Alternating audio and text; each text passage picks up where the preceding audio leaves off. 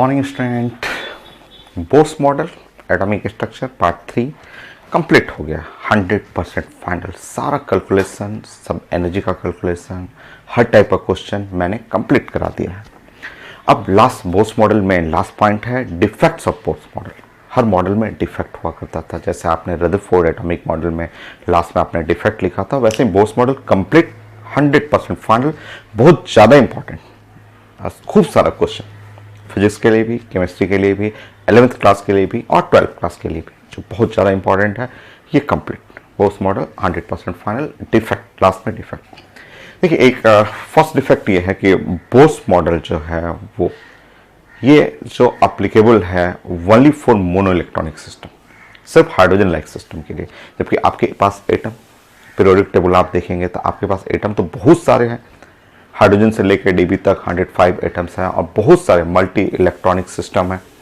But Bose model, अगर मैं radius, जैसे बोस का कैलकुलेशन था, रेडियस था, रेडियस ऑफ ऑर्बिट ये 0.53 angstrom into the n square by Z, radius of the nth orbit, ये जो फॉर्मूला था ये सिर्फ इन्हीं के लिए है, हाइड्रोजन हीलियम प्लस के लिए, लिथियम प्लस के लिए, बेरिलियम +3 के लिए। ये मोनो इलेक्ट्रॉनिक सिस्टम जिनके पास सिंगल इलेक्ट्रॉनिक वाला सिस्टम है उन्हीं के लिए है। मैं पूछूंगा कि ये सोडियम के लिए, सोडियम जिसमें 11 होता है, जिसका इलेक्ट्रॉनिक कॉन्फ़िगरेशन 281 होता है, तो इसके लिए नहीं है। बोस मॉडल में जितना भी radius of nth orbit, speed of electron, energy, जो भी कैलकुलेशन किए हैं वो सिर्फ मोनो इलेक्ट्रॉनिक सिस्टम के लिए। तो बोस मॉडल का पहला डिफेक्ट ये है कि बोस मॉडल जो है वो applicable only for mono electronic system, multi electronic atom पे नहीं अप्लाई होता। तो मुझे सोडियम के ऑर्बिट का रेडियस चाहिए तो नहीं बनेगा, पोटेशियम का चाहिए नहीं बनेगा, आयरन का चाहिए नहीं बनेगा। ये सिर्फ मोनो इलेक्ट्रॉनिक सिस्टम के लिए। तो मोनो इलेक्ट्रॉनिक सिस्टम तो बहुत कम है। तो बोस मॉडल का एक मेजर डिफेक्ट ये है कि ये मॉडल सारा साइंस के सारे एटम्स को नहीं अप्लाई करता, नहीं एक्सप्लेन करता सारे एटम को, सिर्फ मोनो इलेक्ट्रॉनिक सिस्टम को ये वैलिड है। आपका ये जो भी आपका कैलकुलेशन है या जो इनका मॉडल है वो मोनो इलेक्ट्रॉनिक सिस्टम के लिए अप्लीकेबल है। तो डिफेक्ट है, 3 डिफेक्ट है। सो एक डिफेक्ट में तो ये आप पढ़े हुए हैं स्टार्टिंग से ही कि Bose model based on hydrogen spectrum, और हाइड्रोजन स्पेक्ट्रम का जो कंडीशन है वही कंडीशन बोस मॉडल के लिए है। एटम्स आपके पास 100+ हैं। ये मॉडल लगता है कुछ 3, 4, 5 एटम के लिए लगता है। तो पहला डिफेक्ट ये। सो फर्स्ट डिफेक्ट में है कि Bose model atomic model applicable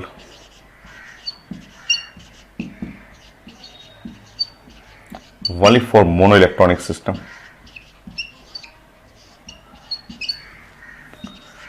monoelectronic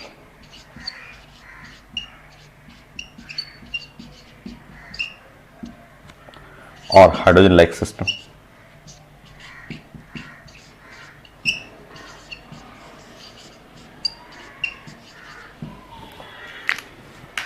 आप एग्जाम्पल बना लेंगे। हाइड्रोजन लाइक सिस्टम में जैसे हाइड्रोजन हो गया 1H1, ड्यूट्रॉन हो गया 1H2, हीलियम प्लस हो गया, लिथियम प्लस हो गया, बेरिलियम +3 हो गया।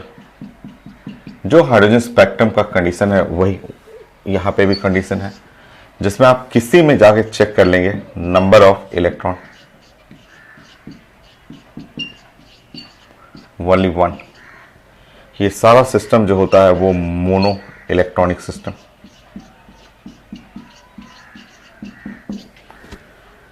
सो ये मोनो इलेक्ट्रॉनिक सिस्टम है या हाइड्रोजन लाइक सिस्टम के लिए है।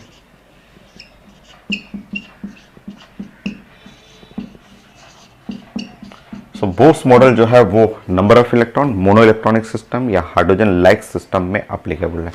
सो मोनो इलेक्ट्रॉनिक सिस्टम हो गया, हाइड्रोजन लाइक सिस्टम के लिए ही अप्लीकेबल है। जो भी फॉर्मूला आपने पढ़ा है वो सिर्फ हाइड्रोजन लाइक सिस्टम के लिए है। तो यहाँ पे आप डिफेक्ट में लिख सकते हैं कि mono electronic, multi electronic atom में बोस मॉडल नहीं लगता है।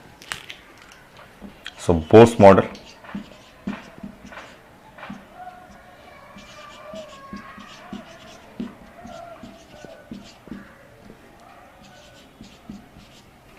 not explain.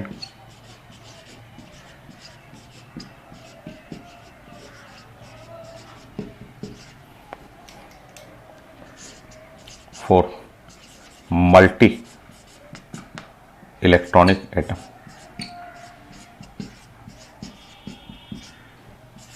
So multi electronic atom में नहीं लगता।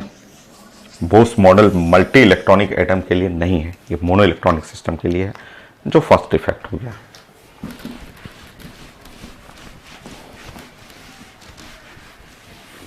नेक्स्ट डिफेक्ट, 3 मेजर डिफेक्ट है। सो फर्स्ट डिफेक्ट ये हो गया। सेकंड डिफेक्ट,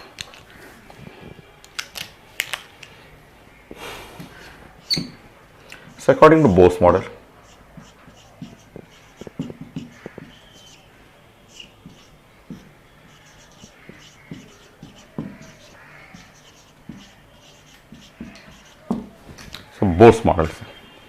बोस से पूछा गया कि क्या आप इलेक्ट्रॉन का एग्जैक्ट पोजीशन बता सकते हैं, इलेक्ट्रॉन कहाँ है, एटम में किस जगह है, क्या आप एग्जैक्ट पोजीशन बता सकते हैं। तो बोस बोले हाँ बता दूंगा मैं। बोस ने बोला कि हाँ हम बता देंगे इलेक्ट्रॉन का एग्जैक्ट पोजीशन। बोस से पूछा गया कि क्या आप इलेक्ट्रॉन का nth ऑर्बिट, कहीं भी इलेक्ट्रॉन है, क्या आप इस इलेक्ट्रॉन का एग्जैक्ट पोजीशन बता सकते हैं। तो बोस बोले हाँ मैं बता दूंगा।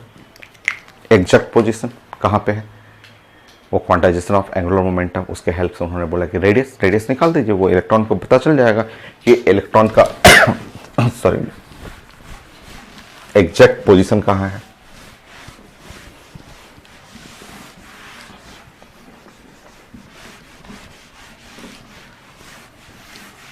तो बोस से पूछा गया कि क्या आप इलेक्ट्रॉन का एग्जैक्ट पोजीशन बता सकते हैं। तो बोस ने बोला हाँ एग्जैक्ट पोजीशन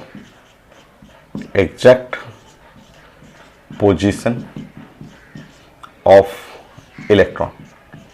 तो बोले कि देखिए मेरा तो कैलकुलेशन है ही, एग्जैक्ट पोजीशन ऑफ इलेक्ट्रॉन के लिए ये 0.53 एंगस्ट्रॉम और मल्टीप्लाई बाई n² कर लीजिएगा, इससे आप इलेक्ट्रॉन का एग्जैक्ट पोजीशन बता सकते हैं। So exact position of electron आप बता सकते हैं। बोस बोले कि हाँ मैं बता दूंगा इलेक्ट्रॉन का एग्जैक्ट पोजीशन। फिर पूछा गया कि बोस से बोला गया कि क्या आप इलेक्ट्रॉन का एग्जैक्ट मोमेंटम बता सकते हैं। उनसे पूछा गया कि क्या इलेक्ट्रॉन का एग्जैक्ट मोमेंटम ऑफ इलेक्ट्रॉन का एग्जैक्ट मोमेंटम आप बता सकते हैं। सो बोले हाँ क्या है मोमेंटम बनाने में, क्या है m इंटू वी होता है। Momentum linear momentum mass into speed, और इलेक्ट्रॉन का मास हम लोगों को सबको पता है और उनका तो स्पीड बना हुआ था। तो बोले कि हाँ हम लोग ऐसे कर लेंगे, मोमेंटम जो हुआ 9.1 इंटू 10⁻³ कर लीजिएगा, और स्पीड हम लोग पढ़े हुए हैं 2.18 इंटू 10⁻6 कर लीजिएगा, और ऊपर में Z/n कर लीजिएगा, ऐसा यूनिट है किलोग्राम मीटर पर सेकंड में आ जाएगा ये। तो बोस से फिर से पूछा गया कि क्या आप इलेक्ट्रॉन का, बोस से पूछा गया कि क्या जो इलेक्ट्रॉन जो देख रहे हैं वो इलेक्ट्रॉन का एग्जैक्ट पोजीशन बता सकते हैं। तो बोस बोलेंगे हाँ देखिए ना एग्जैक्ट पोजीशन है, तो ये इलेक्ट्रॉन का एग्जैक्ट लोकेशन है, न्यूक्लियस से कितना दूर पे इलेक्ट्रॉन बैठा हुआ है वो मैं बता दूंगा। उनसे पूछा गया क्या इलेक्ट्रॉन का एग्जैक्ट मोमेंटम भी बता सकते हैं। तो बोले हाँ momentum linear momentum mass of electron into speed of electron, बोले हाँ मोमेंटम भी बता देंगे। एग्जैक्ट पोजीशन एग्जैक्ट मोमेंटम, बोले हाँ एग्जैक्ट पोजीशन एग्जैक्ट मोमेंटम बता सकते हैं। बट एक साइंटिस्ट थे Heisenberg uncertainty principal. Heisenberg uncertainty principal के अकॉर्डिंग आप इलेक्ट्रॉन का एग्जैक्ट पोजीशन एग्जैक्ट मोमेंटम बता ही नहीं सकते। बोस से पूछा जा रहा है कि आप बता दीजिएगा। तो बोस बोले हाँ एग्जैक्ट पोजीशन है, एग्जैक्ट मोमेंटम है, exact position exact momentum of electron हम बता देंगे। हाइजेनबर्ग आके बोल रहे हैं कि हो ही नहीं सकता है, आप किसी इलेक्ट्रॉन का एग्जैक्ट पोजीशन एग्जैक्ट मोमेंटम आप बता दें, हो ही नहीं सकता है। बाद में पता चला कि हाइजेनबर्ग सही थे। छोटा सा थ्योरी है, इसके आगे का लेक्चर जो आएगा जिसमें हम लोग पढ़ेंगे D Broglie wavelength and Heisenberg uncertainty principal, उसमें मैं डिस्कस कर दूंगा।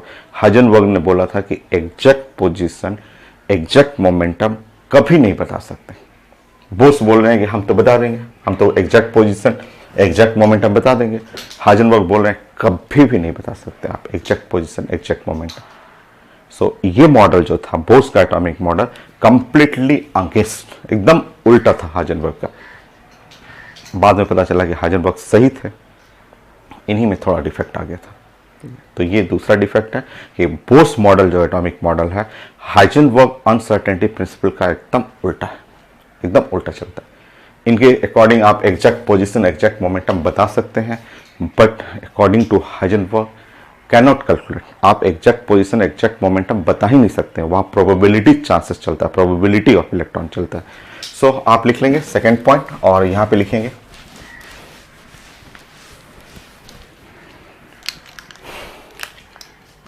but according to Heisenberg uncertainty principle, Heisenberg uncertainty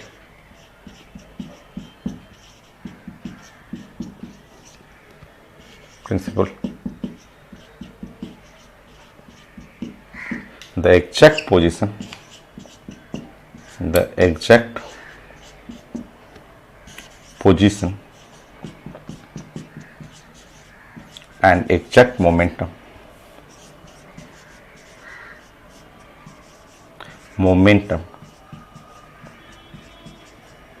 of an electron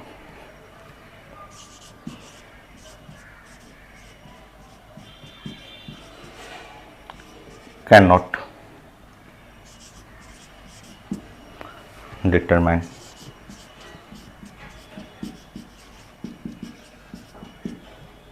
in an atom। सो एक एटम में ये एग्जैक्ट पोजीशन एग्जैक्ट मोमेंटम तो आप बता ही नहीं सकते हैं। ये जो हाइजेनबर्ग अनसर्टेनिटी प्रिंसिपल है वो सही थे, तो बोस के अकॉर्डिंग तो आप बता सकते हैं कि एग्जैक्ट पोजीशन एग्जैक्ट मोमेंटम बता सकते हैं, और ये हाइजेनबर्ग बोले कि नहीं बता सकते हैं। बोस ऐसे बोला करते थे, बोस बोलते थे कि ये है एटम, और बोस के मॉडल में ऐसे बोला करते थे कि ये है ऑर्बिट और ये है इलेक्ट्रॉन।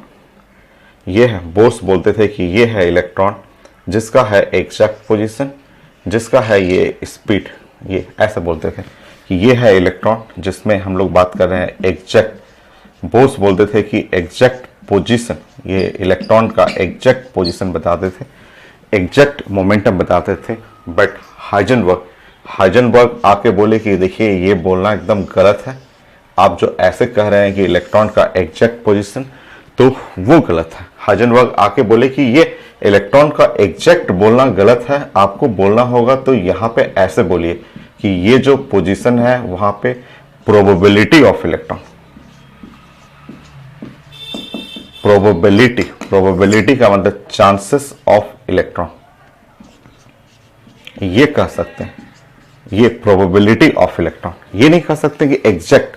अनसर्टेनिटी प्रिंसिपल चला गया बाद में कि अनसर्टेनिटी। बोस ये बोल रहे हैं, बोस का एटॉमिक मॉडल ये है, बोस मॉडल ये है। बोस ने ये बोला था कि बोस मॉडल ये है, बोस मॉडल ये है। उन्होंने ये बोला कि हम तो इलेक्ट्रॉन को एग्जैक्ट पकड़ लेंगे, कि exact position exact speed exact momentum बोलेंगे। हाइजेनबर्ग ये बोला उन्होंने।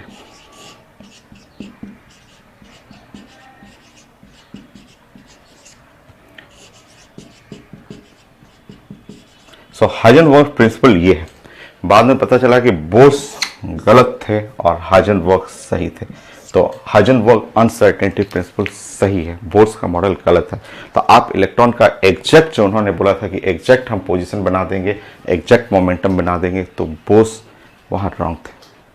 तो ये दूसरा डिफेक्ट है कि Bose model not explain the Heisenberg could not explain the Heisenberg uncertainty principle, या Bose model against to the Heisenberg uncertainty principle. वो ड्राइंग बनाना है, उस एग्जाम में आता है, बोस मॉडल आता है, डिफेक्ट आता है, फाइनल एग्जाम में भी 12 में भी आता है। तो आपको फिगर बनाना है, स्टेटमेंट अपने से बनाना है कि वो बोस ने एग्जैक्ट पोजीशन बोला था जो कि गलत है, जबकि अनसर्टेनिटी होता है।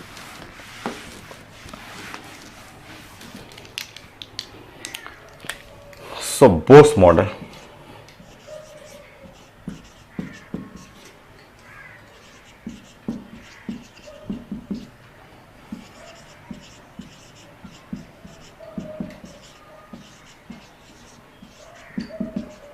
against to the Heisenberg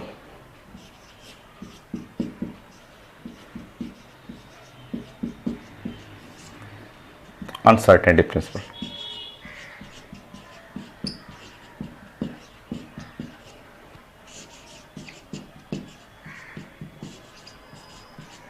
uncertainty principle का एकदम उल्टा है। बोर्स एटॉमिक मॉडल एकदम हाइजेनबर्ग का उल्टा चलता है। तो बोर्स एटॉमिक मॉडल में ये दूसरा डिफेक्ट था, एक और डिफेक्ट है वो अलग है, Zeeman effect and Stark effect. ये पढ़ेंगे, ये तो हाइजेनबर्ग पढ़ेंगे आप, डी ब्रॉगली पढ़ना, उनके बाद हाइजेनबर्ग। छोटा ही थ्योरी है, बड़ा नहीं है, छोटा थ्योरी है आपका।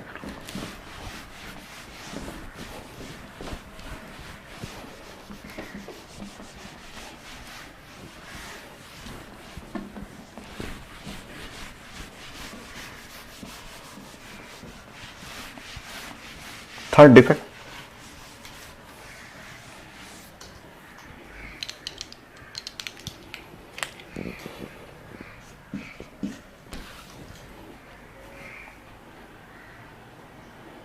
आप फिगर पहले देख लीजिए, फिर हम लोग बात करते हैं उसके बाद।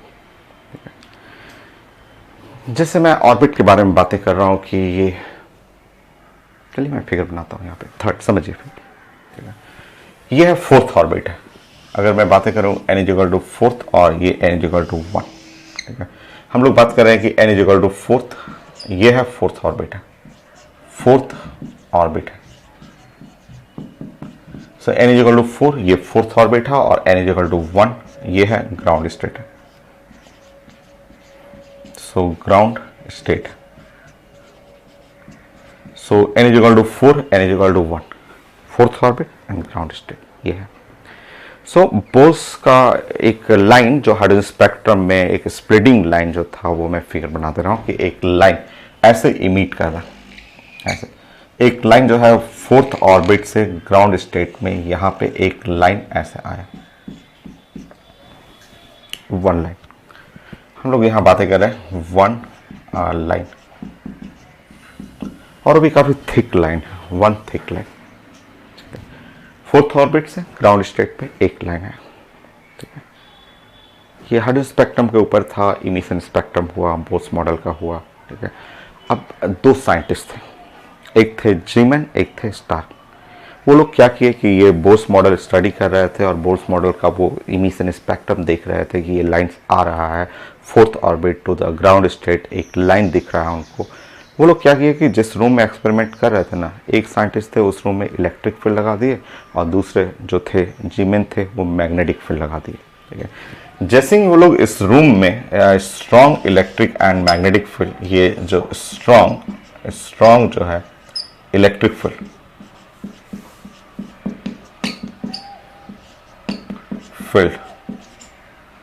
और दूसरे साइंटिस्ट थे वो अपना अलग रूम में गए और magnetic field, so strong electric field और स्ट्रॉन्ग मैग्नेटिक फील्ड है। दो अलग अलग साइंटिस्ट थे, वो बोर्स मॉडल का स्टडी कर रहे थे, देख रहे थे लैब में कि एक स्पेक्ट्रल लाइन इमिट कर रहा है fourth orbit to the ground state. और जैसे ही उन्होंने उस रूम में, लैब में, अपने अपने रूम में, एक साइंटिस्ट थे इलेक्ट्रिक फील्ड लगाए और दूसरे साइंटिस्ट थे मैग्नेटिक फील्ड लगाए। जैसे ही वो इलेक्ट्रिक और मैग्नेटिक फील्ड लगा रहे हैं तो वो देख क्या रहे हैं कि n इक्वल टू 1 और ये n इक्वल टू 4, ये n इक्वल टू 4 है। वो लाइन जो है ना, वो एक जो लाइन था वो लाइन 4 लाइन में स्प्लिट कर गया। वो 4 एकदम ऐसे पतला पतला, ऐसे 1 line, now another line, 2 line, फिर ये लाइन है, 3 लाइन है और 4 लाइन है, ऐसे वो 4 लाइन में स्प्लिटिंग हो गया, ऐसे 4 लाइन्स में स्प्लिटिंग हो गया। तो 1 लाइन जो है वो स्प्लिट करके 4 लाइन्स में ऐसे स्प्लिटिंग हो गया, अलग हो गया। अब वो लोग समझ में नहीं आया कि ये कैसे हुआ। जैसे magnetic field electric field of किए, फट से लाइन सट गया ऐसे। जैसे ऑन करें इलेक्ट्रिक फील्ड, फट से लाइन स्प्लिट कर गया। लाइन्स क्यों स्प्लिट कर रहा है वो जस्ट बोर्स से पूछे, दोनों साइंटिस्ट जो थे, जीमैन थे, स्टार्क थे, बोर्स से पूछे कि आपका लाइन जो है, आपका जो स्पेक्ट्रल लाइन है वो स्प्लिटिंग हो रहा है, ब्रेक कर जा रहा है। वो आपका स्पेक्ट्रल लाइन जैसे इलेक्ट्रिक फील्ड और magnetic field, strong electric field ये वेक्टर E और स्ट्रॉन्ग मैग्नेटिक फील्ड B, जैसे इलेक्ट्रिक और मैग्नेटिक फील्ड में ले जा रहे हैं वो आपका लाइन स्प्लिट कर रहा है। और एक लाइन 4-4 लाइन में स्प्लिटिंग कर गया। ऐसा क्यों हो रहा है? क्योंकि स्पेक्ट्रल लाइन, हाइड्रोजन स्पेक्ट्रम का कॉन्सेप्ट वो पूरा बोस मॉडल के ऊपर है। बोस ने ही दिया था स्पेक्ट्रल लाइन का कॉन्सेप्ट कि ये 4th orbit to ground state आ रहा है, 1 लाइन इमिट हो रहा है। और जैसे ही वो 2 साइंटिस्ट थे उन्होंने पूछा कि अब मेरा लाइन्स जैसे ही इस लाइन को स्ट्रॉन्ग इलेक्ट्रिक फील्ड में ले जा रहे हैं, स्ट्रॉन्ग मैग्नेटिक फील्ड में ले जा रहे हैं, तो आपका लाइन स्प्लिट कर जा रहा है, ब्रेक हो जा रहा है आपका लाइन, 4 अलग अलग लाइन्स में स्प्लिटिंग हो रहा है। तो ये स्प्लिटिंग ऑफ लाइन्स पूछा गया कि आपका लाइन्स क्यों स्प्लिट कर रहा है, स्प्लिटिंग ऑफ लाइन्स बताइए। तो बोस मॉडल इस टर्म को नहीं एक्सप्लेन कर पाए। बोस को समझ में नहीं आ रहा कि ये लाइन्स स्प्लिट कैसे किया। 4th ऑर्बिट है और जैसे ही इस सेम एक लाइन को मैग्नेटिक इलेक्ट्रिक फील्ड में ले गया, लोग तो 4 लाइन में स्प्लिट हो गया। क्यों 4, क्यों नहीं 5, क्यों नहीं हो रहा है, 3 क्यों नहीं हो रहा है, क्यों स्प्लिटिंग हो रहा है, ये चीज़ें बोस एक्सप्लेन नहीं कर पाया था। तो ये एक डिफेक्ट है। मैं समझा दूंगा क्यों स्प्लिटिंग हो रहा है, वो मैं बताऊंगा, क्योंकि जहाँ डिफेक्ट होता है वहीं से साइंस आगे बढ़ेगा। अब सब साइंटिस्ट लोग इसके पीछे पड़ेंगे कि सोचने लगेंगे कि आखिर लाइन से स्प्लिट क्यों हुआ।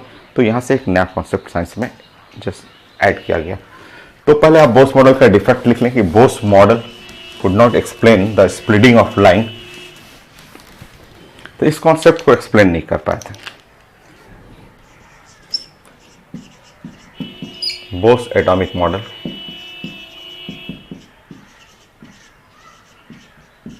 could not explain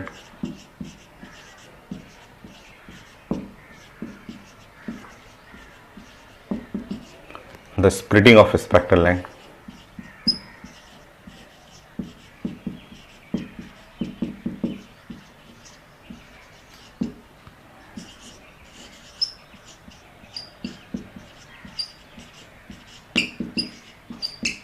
In a strong electric field.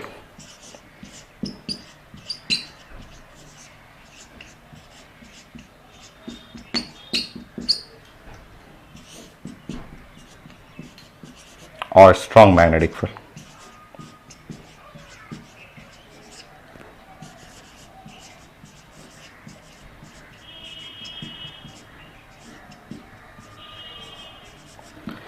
तो बोस मॉडल ये एक्सप्लेन नहीं कर पाया था कि स्प्लिटिंग ऑफ लाइंस जो स्प्लिट कर रहा है the strong electric field and strong magnetic field में लाइंस क्यों स्प्लिट कर रहा है, तो वो एक्सप्लेन नहीं कर पाया था।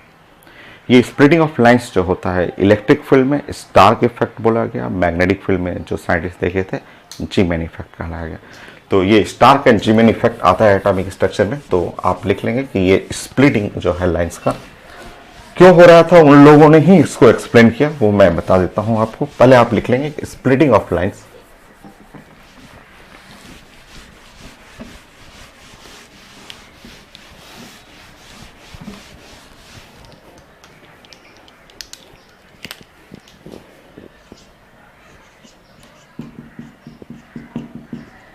So splitting of lines in a strong electric field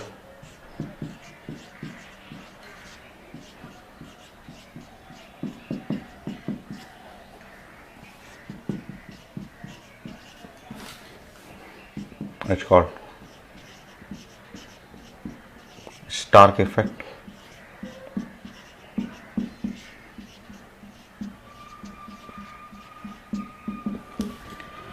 And in a strong magnetic field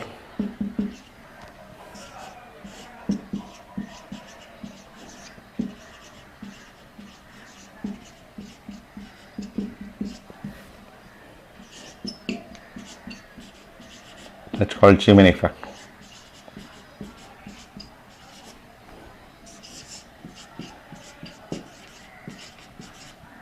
So Zeeman effect so splitting of line in a strong electric field is called a Stark effect.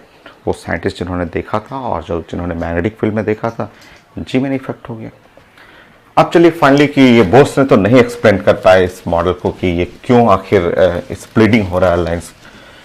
तो फिर यहाँ से science में ये लोग Zeeman and Stark इन लोगों ने एक नया कॉन्सेप्ट बनाया और आगे चल के वही कॉन्सेप्ट एटॉमिक स्ट्रक्चर में और आगे इसके आगे का स्टेप बना। तो क्या इन्होंने बोला, इन्होंने ऐसे बोला इन्होंने ऐसे उन्होंने बोला कि n इक्वल टू 4 हम लोग बातें कर रहे हैं। ये है 4th ऑर्बिट और ये है ground state n is equal to 1, और ये यहाँ से लाइन आ रहा है, इमिट हो रहा है और 1 लाइन,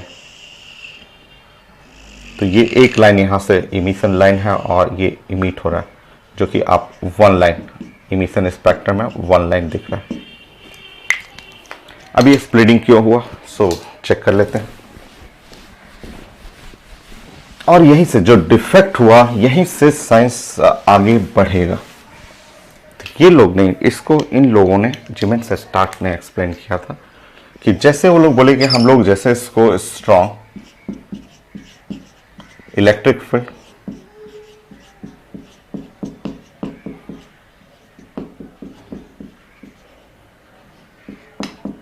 और मैग्नेटिक फील्ड, जैसे इसको स्ट्रॉन्ग इलेक्ट्रिक फील्ड या मैग्नेटिक फील्ड, जैसे इसको इलेक्ट्रिक फील्ड और मैग्नेटिक फील्ड में लेके गए लोग, तो स्प्लिटिंग हो गया। सो n इज इक्वल टू 1 और n इज इक्वल टू 4, ये है n इज इक्वल टू 4, तो ये है फोर्थ ऑर्बिट।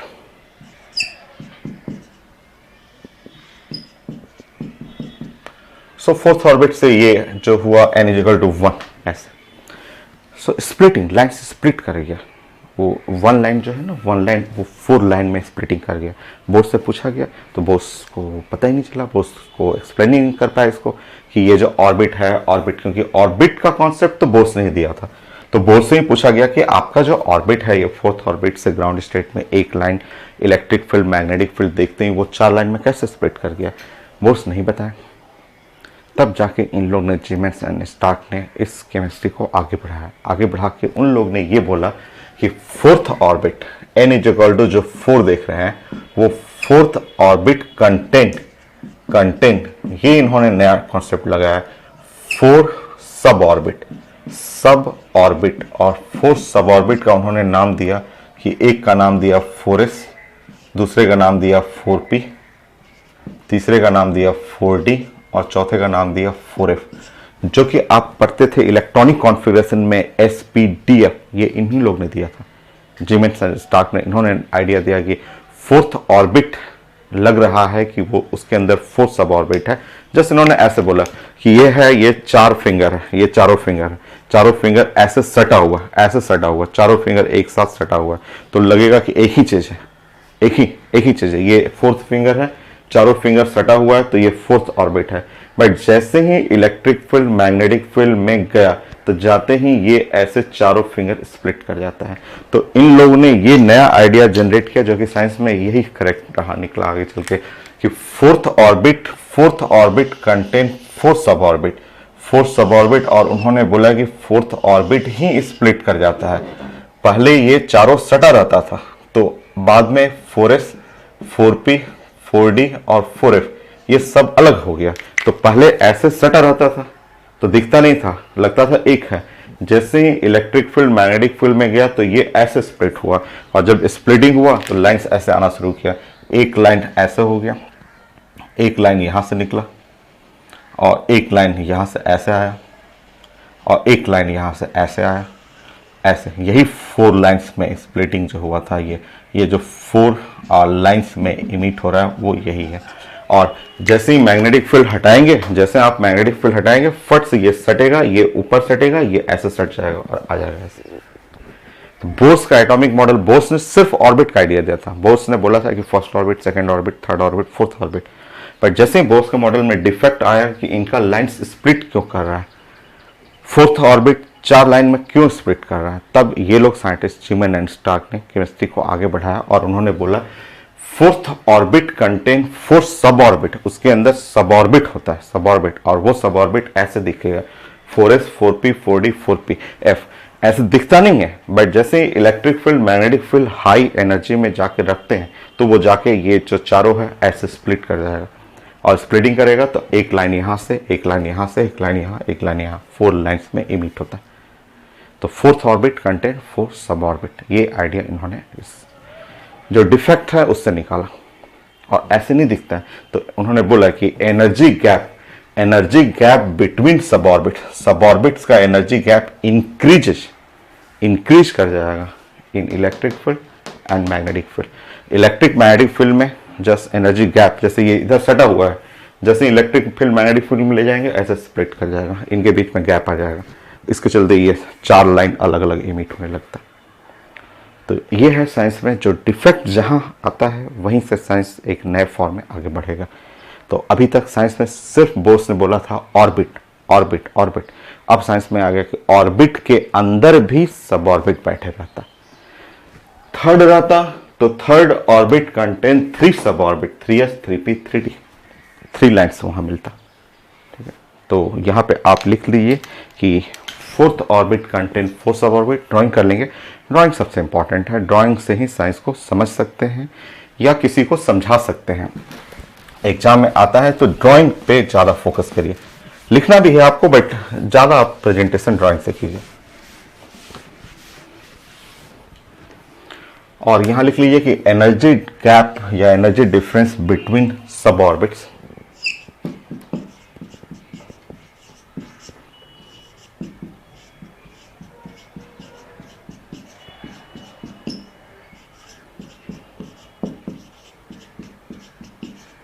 सब orbits increases in magnetic field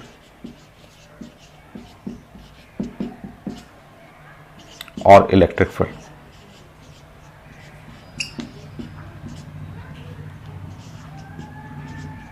So increases in magnetic field या इलेक्ट्रिक फील्ड में एनर्जी गैप जो होता है वो बढ़ जाता है। तो बोस मॉडल का यही 3 मेजर डिफेक्ट है और तीनों मैंने आपको एक्सप्लेन कर दिया कि Bose model applicable only for hydrogen like system. ये मॉडल हाइजेनबर्ग अनसर्टेनिटी प्रिंसिपल का कंप्लीटली अगेंस्ट है और ये लास्ट में स्प्लिटिंग नहीं कर पाए थे वो। तो इन लोगों ने बताया कि फोर्थ ऑर्बिट के अंदर फोर्थ सब ऑर्बिट बैठा हुआ है जो दिखता नहीं है, अगर आपको देखना है उसको अलग अलग देखना है तो electric field magnetic field energy create कर दीजिए, वो एनर्जी देखते ही वो स्प्लिटिंग कर जाएगा और वहाँ से 4 लाइन से मीट करने लगा। Bose model 100% final. एक छोटा सा मॉडल है सोमरफेल्ड एटॉमिक मॉडल, वो मैं डिस्कस कर देता हूँ, देन उसके बाद न्यू टॉपिक है डी ब्रॉगली वेवलेंथ, बहुत इंपॉर्टेंट एकदम ईजी सा।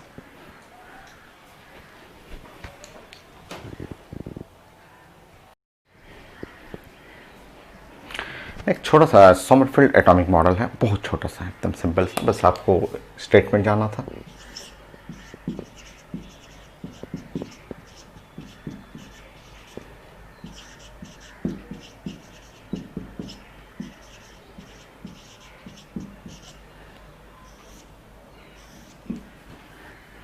वन लाइन आप समझिए, आपने ये बोला था कि E the total energy of electron,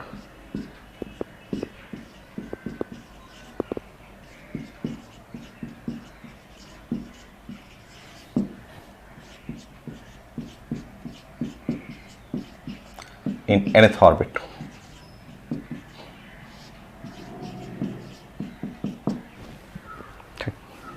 आपने बोस मॉडल में ये कैलकुलेट किया था, ये है -13.6 electron volt into Z square by n square, पढ़ा था आपने, समझिए। ये है एनर्जी नेगेटिव है, मैंने आपको बताया था कि नेगेटिव एनर्जी रिप्रेजेंट करता है लो एनर्जी को, ये रिप्रेजेंट करेगा लो एनर्जी। एनर्जी नेगेटिव है, नेगेटिव का मतलब लो एनर्जी, अगर एनर्जी लो है उसका मतलब हुआ ये मोस्ट स्टेबल। ये सब बातें आप पढ़ चुके हैं। मोस्ट स्टेबल का मतलब बॉन्डेड स्टेट, ये पढ़े हुए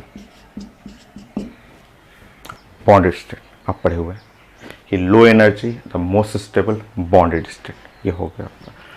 बॉन्डेड स्टेट का मतलब मैंने आपको बताया था कि electron revolve in a close path, और क्लोज पाथ मैथमेटिक्स में सर्कुलर एंड इलिप्टिकल, बस इलिप्स को पकड़ा इन्होंने बताया कि इलिप्सिकल का कॉन्सेप्ट बनाया कि इसका मतलब है electron, so electron revolve around the nucleus the nucleus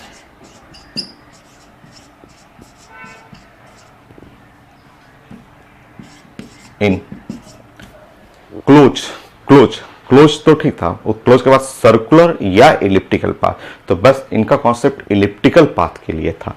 तो electron revolve around the nucleus in close circular और इलिप्टिकल पाथ।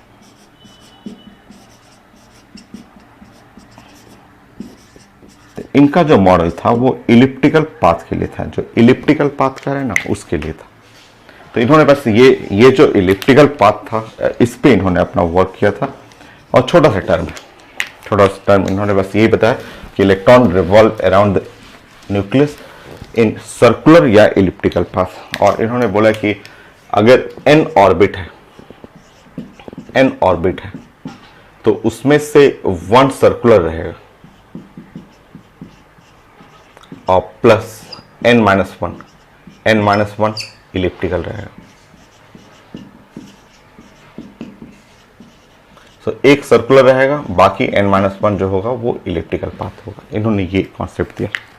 जैसे अगर 4 ऑर्बिट है, n = 4, इसका मतलब आप बात करें 4th ऑर्बिट, तो इन्होंने अपना एक बस ये कॉन्सेप्ट दिया नया सा कि उस 4th ऑर्बिट में एक सर्कुलर रहेगा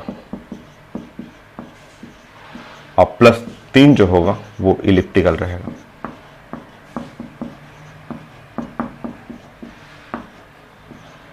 सो एक सर्कुलर पाथ है और बाकी 3 जो है वो इलिप्टिकल पाथ है। सो n = 4 का मतलब हुआ 4th ऑर्बिट, और 4th orbit contain 1 circular and 3 elliptical path. So कैसे इसको ड्राइंग करना है, तो ड्राइंग ऐसे इस तरह से आप समझ सकते हैं। तो ये बस इनका समरफील्ड का बस इलिप्टिकल का कॉन्सेप्ट था। अगर n = 1 है तो ऐसे आप बना सकते हैं कि ये +ZE न्यूक्लियस हो गया। सो एक सर्कुलर पाथ ऐसे मैं बना दूं, एक इलिप्टिकल ऐसे बना देंगे, दूसरा इलिप्टिकल ऐसे बनाएंगे, तीसरा इलिप्टिकल ऐसे बनाएंगे, और एक बनाना है आपको सर्कुलर, तो सर्कुलर ऐसे बना देंगे। ये है n = 4 का मतलब इन्होंने ऐसे बोला कि 4th ऑर्बिट का मतलब 4, ये एक सर्कुलर होगा और 3 इलिप्टिकल होगा। बस यही छोटा सा कॉन्सेप्ट था समरफील्ड में, और कुछ है नहीं।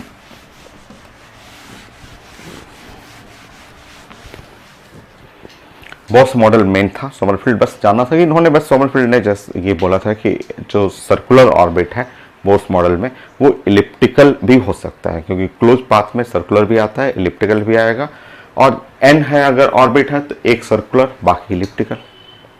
और आगे पढ़ेंगे भी, जब आप ग्रेविटेशन में भी पढ़ेंगे तो ग्रेविटेशन में भी सैटेलाइट का पाथ होता है, शुरू में बोला गया था सर्कुलर, बाद में चेंज करके सर्कुलर और इलिप्टिकल बोला गया। तो ये कॉन्सेप्ट है आपका, ये टॉपिक तो फाइनल। नेक्स्ट टॉपिक है डी ब्रॉगली वेवलेंथ। खूब सारा question, again 11th class 12th class chemistry physics, बहुत सारा क्वेश्चन, 100 क्वेश्चन है पैकेज में। 40 मैं बना दूंगा, मैं प्लान सिखा दूंगा कैसे बनता है, ठीक है, कैसे आपको अप्लाई करना है, कहाँ कहाँ कौन सा फॉर्मूला यूज करना है। बहुत थ्योरी बहुत छोटा है, बहुत छोटा सा क्वेश्चन खूब सारे हैं। तो एटॉमिक स्ट्रक्चर पार्ट 3 में डी ब्रॉगली और हाइजेनबर्ग भी कंप्लीट करेंगे। डी ब्रॉगली में वाली क्वेश्चन, हाइजेनबर्ग तो बहुत छोटा है। स्टार्ट करते हैं, डी ब्रॉगली में स्टार्ट करता हूँ। रिजल्ट अभी है, कुछ टाइम है मेरे पास, तो अभी कंटिन्यू करेंगे हम लोग।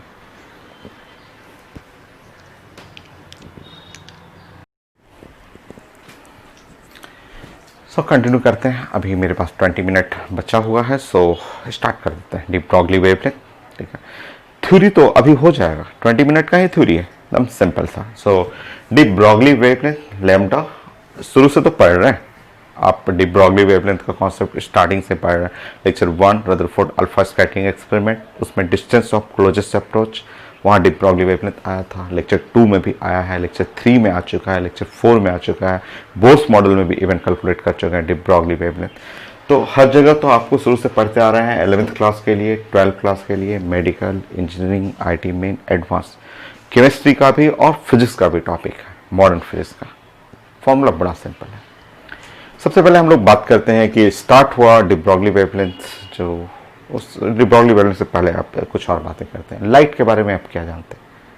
जो लाइट, जो सनलाइट या आपके रूम में जो लाइट आ रहा है बल्ब से, जो लाइट आपके कॉपी तक आ रहा है, वो उसका नेचर चाहिए मुझे, ठीक है। सो लाइट नंबर 1, जो लाइट जो हम लोग बारे में बात कर रहे हैं कि लाइट जो आपके कॉपी पे जो आपके बल्ब से जो लाइट आ रहा है, ये लाइट क्या है? ये लाइट पार्टिकल है कि वेव है? लाइट क्या है? जो आपके कॉपी पे जो आप बैठे हुए हैं, आप स्टडी टेबल पे चेयर पे बैठ करके टेबल पे लिख रहे हैं, जो बल्ब से आपके रूम में जो लाइट आ रहा है या बाहर आप धूप में जाते हैं सन से लाइट आता है, वो क्या है? पार्टिकल की वेव? देखिए, लाइट में दोनों नेचर होता है, लाइट के अंदर दोनों नेचर, ठीक है।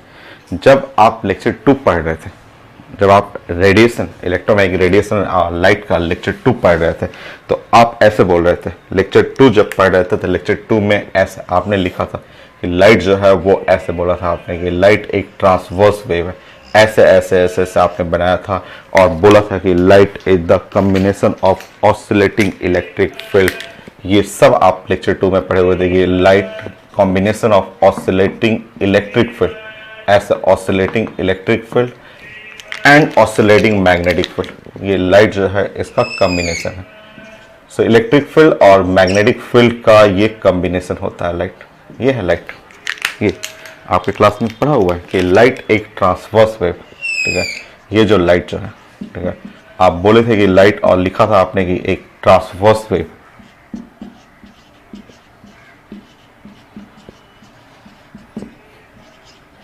कैसे चलता है ये सब ड्राइंग आपने बनाया था, इसका प्रॉपर्टी आपने बताया था कि लाइट एक ट्रांसवर्स वेव है, जो आप पढ़े हुए, ठीक है। वो combination of the oscillating electric field, oscillating magnetic field, ये वेव हो गया, ट्रांसवर्स वेव हो गया आपका। और जब आप लेक्चर 3 पढ़ रहे थे, फोटो इलेक्ट्रिक फैक्ट बहुत ज़्यादा इंपॉर्टेंट, अल्बर्ट आइंस्टाइन का थ्योरी, तो वहाँ क्या पढ़े थे? वहाँ जब आप पढ़ रहे थे, जब लेक्चर 3 पढ़ रहे थे, तो आप ऐसे बोल रहे थे कि light travel in A small packet of energy. आप क्या बोल रहे थे उस वक्त? तो बोल रहे थे फोटोन है, लाइट तो फोटोन है।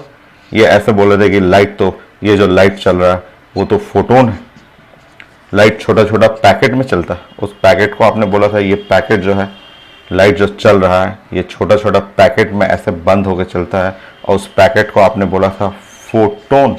और फोटोन जो होता है वो तो एक छोटा सा पार्टिकल हो गया, ठीक है। तो पार्टिकल, ठीक है, पार्टिकल नेचर, ठीक है। ये तो फोटोन का मतलब एक तो एक छोटा सा पार्टिकल हो गया, पैकेट के फॉर्म में आ गया, ठीक है। सो आपने अपने कॉपी में सब पढ़ा हुआ है, आगे फिजिक्स में भी पढ़ेंगे 12th क्लास में। और ये आप जानते हैं कि लाइट के बारे में आपने बोला था कि लाइट ट्रांसवर्स वेव है। लेक्चर 2 में ट्रांसवर्स वेव आपने बोला था, और जब लेक्चर 3 आप पढ़ रहे थे तो लेक्चर 3 लेक्चर 4 में आपने बोला था कि light is a packet of energy which is called photon.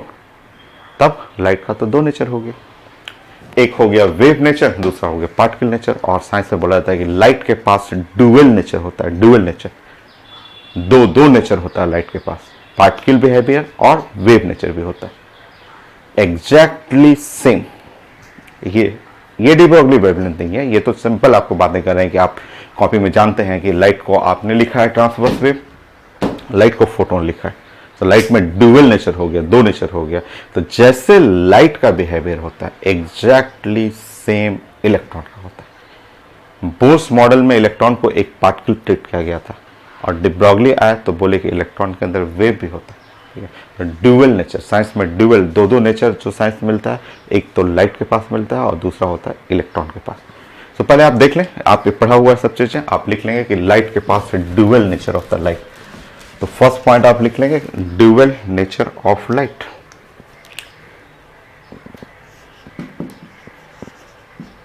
Light के पास डुअल नेचर,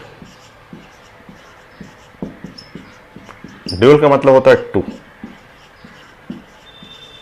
लाइट का 2 नेचर होता है, एक नेचर होता है पार्टिकल प्लस वेव नेचर।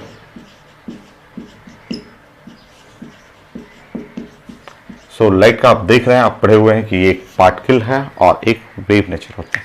तो लाइट में डुअल नेचर होता है, ठीक है। तो ये पढ़ा हुआ, अब नया देखेंगे, मिटा दूंगा इसको, नया देखिए।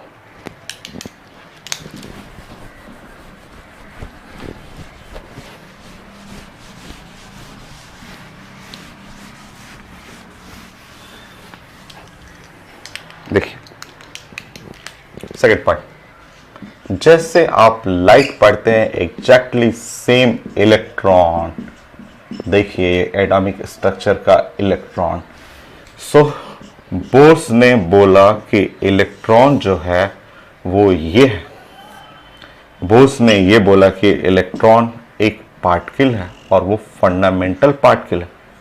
Electron, proton, neutron fundamental particle है। यहां पे इलेक्ट्रॉन को बोला गया ये पार्टिकल है, ये इलेक्ट्रॉन पार्टिकल है और वो फंडामेंटल पार्टिकल है। डी ब्रॉगली ने आके नया कॉन्सेप्ट इंट्रोड्यूस कर दिया। डी ब्रॉगली ने आके बोला और उन्होंने प्रूफ कर दिया कि ये जो इलेक्ट्रॉन है वो इलेक्ट्रॉन ऐसे ऐसे चलता है, ऐसे ऐसे चलता है, ऐसे ऐसे चलता है। तो इलेक्ट्रॉन जब इस तरह से चलेगा तो ये तो वेव नेचर हो गया, wave nature in electron.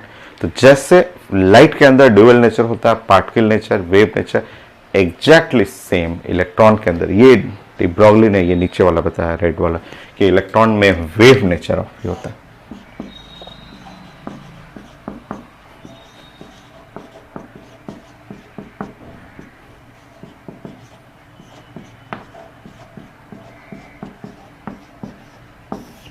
So particle nature in electron,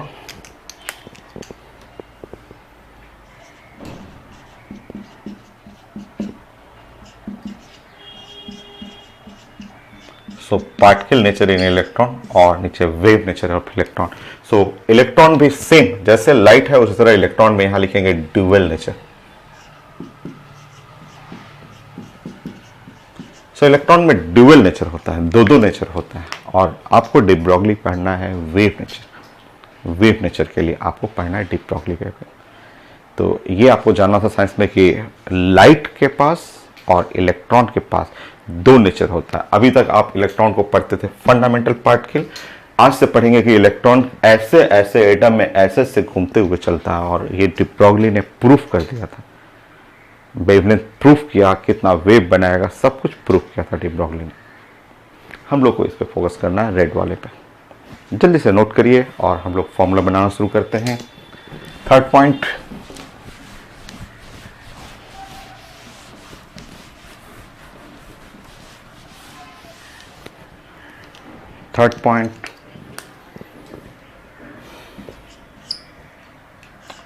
four, wave nature of electron.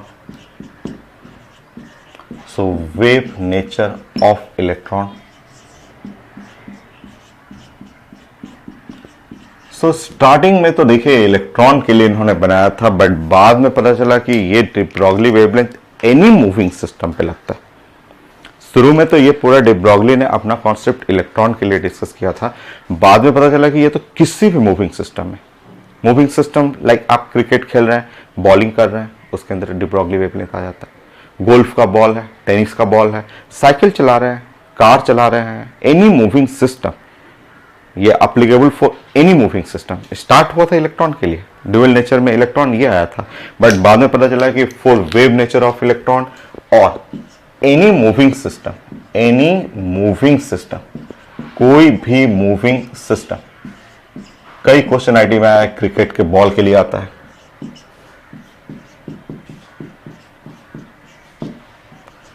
Cricket का बॉल के लिए कोई क्वेश्चन रहता है, कई क्वेश्चन गोल्फ के बॉल के लिए रहता है, कई क्वेश्चन कार के लिए रहेगा।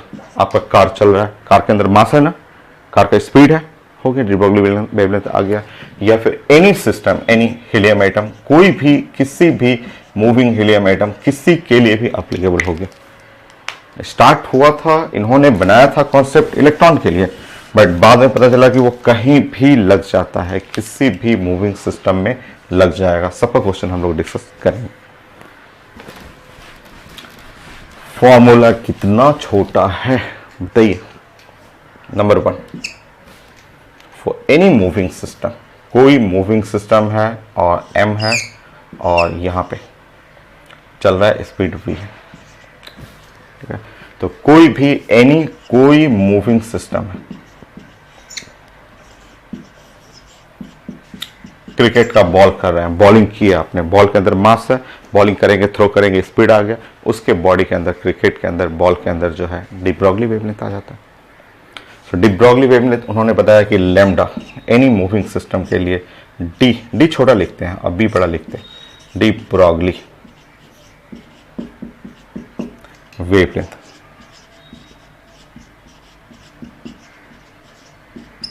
सो डी ब्रॉगली वेवलेंथ जो होता है वो होता है साइंस में h/p। सो h/p, h Planck's constant, h तो लास्ट तक चलेंगे, शुरू से लेके चल रहे हैं और प्लैंक्स कांस्टेंट लास्ट लेक्चर तक प्लैंक्स कांस्टेंट यूज करेंगे हम लोग।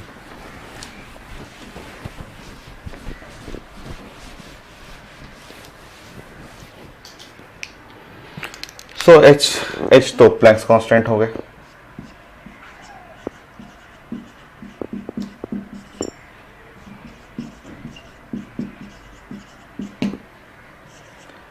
सिक्स 10 पे पावर -34 जूल इंटू सेकेंड हो गया प्लैंक्स कांस्टेंट।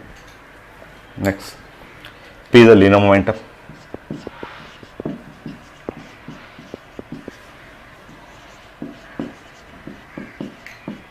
सो डी ब्रॉगली वेवलेंथ का फॉर्मूला हो गया, D Broglie wavelength h/p is the first formula. Her exam में ग्राफ पूछा हुआ है, वो तो 1 सेकेंड के लिए है आपके लिए। Lambda into p is equal to h constant. So lambda और p में ग्राफ आता है, हर पेपर में पूछा हुआ है, मेडिकल में भी पूछा हुआ है।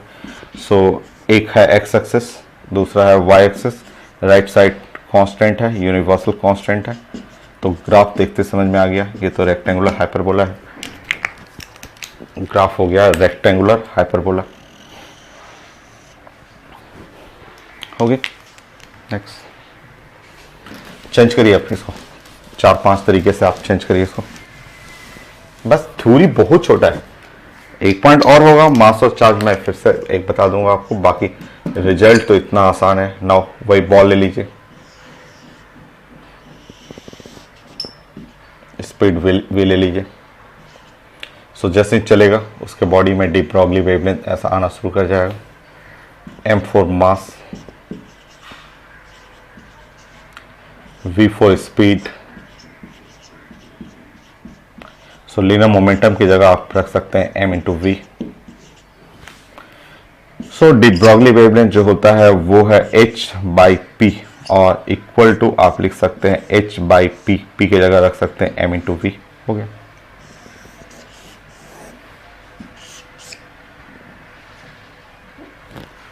हो गया। Next formula,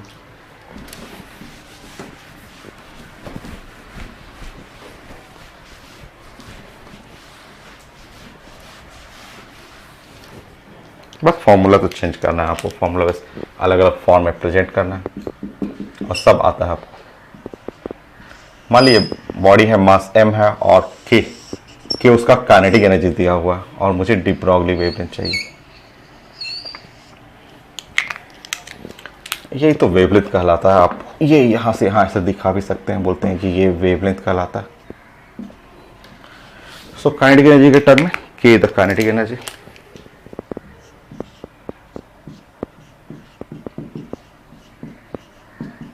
kinetic energy. So kinetic energy होता है हाफ mv स्क्वायर।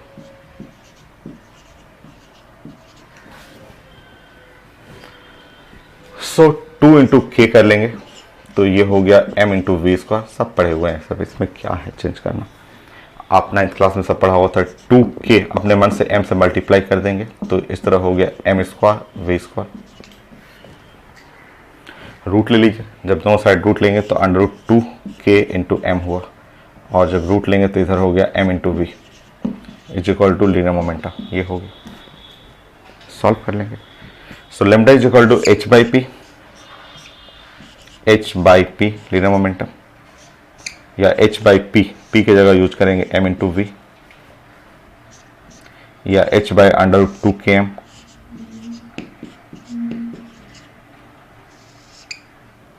हो गया।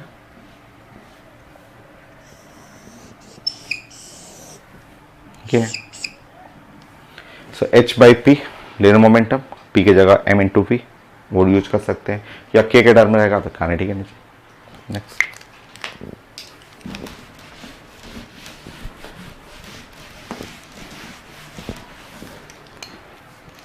फोर्थ,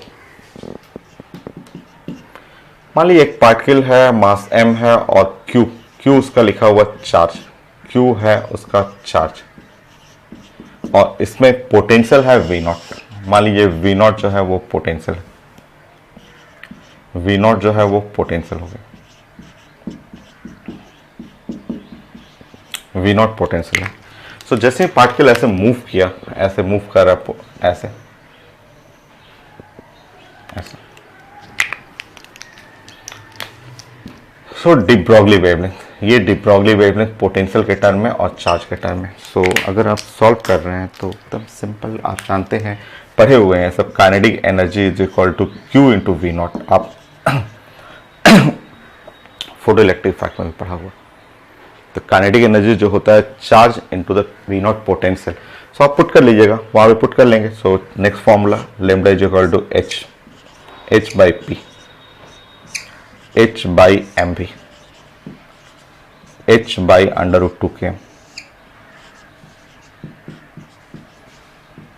या फिर आप यूज कर सकते हैं H by under root 2 M, K की जगह यूज कर सकते हैं क्यू इंटू वी नॉट, ऐसे यूज कर सकते हैं।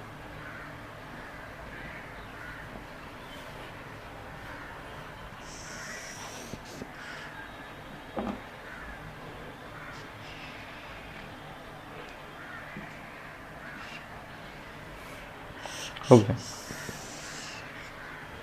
ये फॉर्मूला बस यही है। इलेक्ट्रॉन के लिए एक और अलग फॉर्मूला है, वो आप यूज कर सकते हैं फॉर इलेक्ट्रॉन, बट वो सब पे नहीं है, क्योंकि इलेक्ट्रॉन का क्वेश्चन ज़्यादा आता है और बनाया भी गया था तो इलेक्ट्रॉन के लिए ही तो बनाया गया था ये।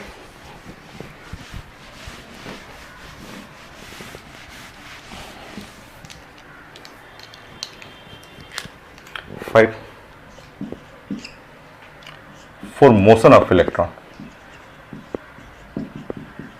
सो मोशन ऑफ इलेक्ट्रॉन, अगर हम लोग बात करें इलेक्ट्रॉन के मोशन के लिए, कि यहाँ अगर हम लोग कोई इलेक्ट्रॉन ले लें और उसको मूव करा रहे हैं, उसको मूव कराया with potential V naught, V naught जो है पोटेंशियल है और इलेक्ट्रॉन मूव कर रहा है, इलेक्ट्रॉन ऐसे ऐसे चल रहा है। सो इलेक्ट्रॉन के मोशन के लिए जो डी ब्रॉगली वेवलेंथ है वो ऐसा यहाँ हो गया और यहाँ हो गया, ये है wavelength for motion of electron. देखिए, सो मोशन ऑफ इलेक्ट्रॉन के लिए डी ब्रॉगली वेवलेंथ जो पढ़ेंगे वो अपर चेंज कर लेते हैं। ये लास्ट वाला फॉर्मूला मैं यूज करना चाह रहा था, क्योंकि इसमें एच पता है, मास पता है, क्यू पता है। सो एच या क्यू जो है पता है कि इलेक्ट्रॉन के लिए होता है 1.6 इंटू 10⁻⁻19 कूलॉम, ठीक है। मास जो हुआ वो है 9.1 इंटू 10⁻31 किलोग्राम हो गया, ठीक है। एच पता है, एच का value 6.6 into 10⁻34 joule into second, ठीक है, ऐसे। सो ये जो फॉर्मूला यूज करेंगे ना, ये इलेक्ट्रॉन के लिए ये वाला फॉर्मूला, कि यहाँ पे H by under root 2 M Q V naught, अगर ये फॉर्मूला आप यूज करेंगे, ये वाला फॉर्मूला, तो इसमें एच पुट कर लेंगे, मास पुट कर लेंगे, क्यू पुट कर लेंगे और वी नॉट इज पोटेंशियल। सो इसको सॉल्व करने पे ना एक स्टैंडर्ड रिजल्ट आता है 12.3 angstrom divide by under root V naught. V naught is for potential, अगर पोटेंशियल लिखा रहेगा तो ये बड़ा काम करता है, ये फॉर्मूला बहुत ज़्यादा यूज होता है। So V naught is for potential, और ये सिर्फ इलेक्ट्रॉन के लिए, क्योंकि हर पार्टिकल का मास क्या होता है, वेरी करता है, चार्ज भी वेरी करता है, तो ये सिर्फ इलेक्ट्रॉन के लिए, इसलिए मैं लैम्डा ई लिख रहा हूँ। वी नॉट जहाँ है पोटेंशियल।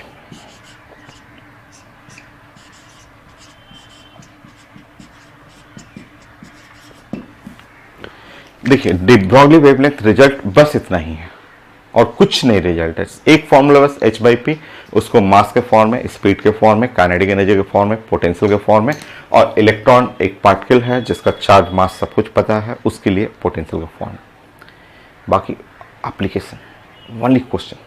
नेक्स्ट क्लास खूब प्रैक्टिस कराता हूँ मैं आपको, खूब अच्छा क्वेश्चन। छोटा सा फॉर्मूला कितना लगा, 20 मिनट में नहीं लगा होगा।